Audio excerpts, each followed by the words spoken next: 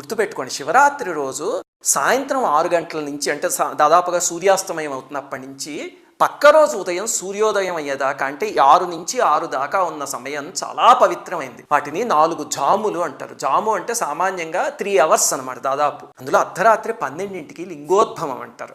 ఆ సమయం పరమ పవిత్రమైనది. అందుకని మీకు కుదిరితే లింగోద్భవం దాకా లేచుండి ఆ సమయానికి అభిషేకం చేయడానికి ప్రయత్నించండి. కొంచెం అభిషేకం చేసిన 5 నిమిషాలు చేసినా సరే అపారమైన ఫలితం. అలాగే ఎన్నిసార్లు చేయాలండి అభిషేకము అంటే సామాన్యంగా ఏకాదశ రుద్రులు అంటారు పరమేశ్వరుడు యొక్క 11 స్వరూపాలు. అందుకని 11 సార్లు అభిషేకం చేస్తారు. ప్రతి జాము మొదలయ్యేటప్పుడు చేయడం మొదలు పెడితే అంటే 6 గంటలకు కొన్నిసార్లు 9ంటికి మౌనంగా ఉండడం రావాలి మనిషికి. మీకు ఒక 11 సార్లు అన్నిటికన్నా గొప్పది ఏది అంటే 11 సార్లు చేయడం కుదరలేదు, 5 సార్లు లేకపోతే భక్తితో ఒక్కసారి చేసిన చాలు. ప్రతిరోజు ఉదయం లేవగానే 3 నిమిషాలు ఎక్కువ వద్దు